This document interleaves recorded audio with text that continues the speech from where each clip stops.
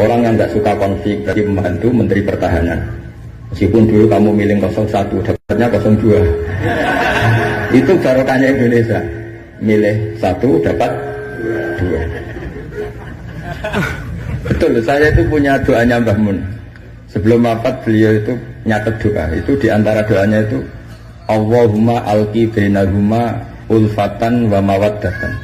Ya Allah, jadikan dua tokoh ini yaitu Jokowi dan Prabowo, Pak Jokowi dan Pak Prabowo ulfatan, saling asih dan saling mencintai. Dulu ketika masih panas itu saya baca doa itu agak ini bener gak? Saya Jumat sebelum Yai Haji itu masih ketemu Jumat. Beliau cerita kalau mau ketemu Megawati, terus ketemu Bu Mega di Sabtu. Ahad beliau terbang ke Mekah, terus Selasanya wafat. Selasa keberapa itu hanya hari Selasa. Itu diantara doa yang dititipkan sama anak dalam itu, doa itu. Yang baca juga agak-agak ini yang bener aja doa ini. Gitu. Terus uniknya doa itu ditutup min abdikal fakir memun zubair. Ya Allah, jangan lihatlah saya, kata Bamun di doa itu, lihatlah saya yang berdoa. Barang kemarin setelah pelantikan menteri ternyata seperti itu saya tambah kagum bahwa kita punya guru seorang wali, jadi doain sesuatu yang mukal saja kesampaian. Doain yang mukal saja sampai teks itu sekarang masih saya simpan, tulisan tangannya Mbah Mun. Itu dulu diberikan anak dalam. Kalau saya itu menerima wasiat jadi pengurus, jadi beberapa kali saya ditawarin jadi pengurus PBNU, saya nggak mau, sampai berkali-kali nggak mau. Hanya PBNU tidak kurang akal pakai tangannya Mbah Mun supaya agak maksa saya. Karena saya memang dari dulu nggak punya rencana jadi orang besar, biasa aja, gak jenengan itu kan enak.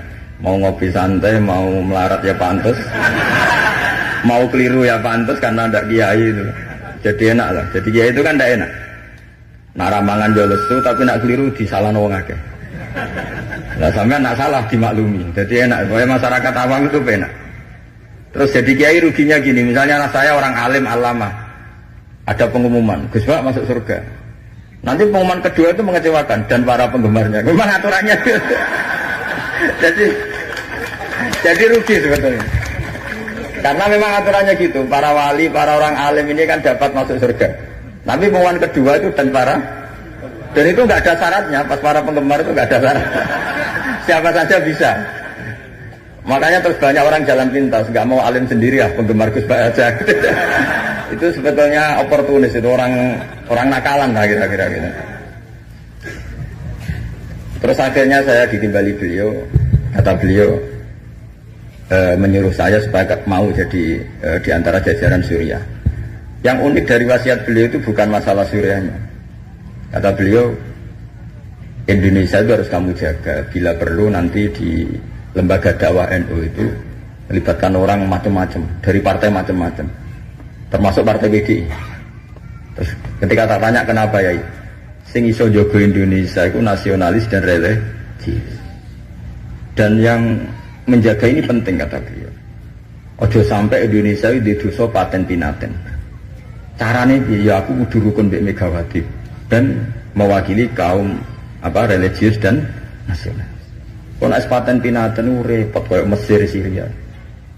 Jadi fikihnya Mbah Mun itu jangan dilihat misalnya seorang kiai ketemu megang, enggak. Lihatlah ini satu ikhtiar supaya Indonesia itu damai. Kenapa? Indonesia.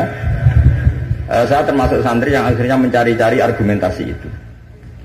Singkat cerita, saya nyari itu di khazanah-khazanah kitab dan ketemu, yaitu Rasulullah pernah berdamai dengan Suhail bin Amr. Suhail bin Amr itu tokoh kafir Quraisy yang bisa mengendalikan Quraisy.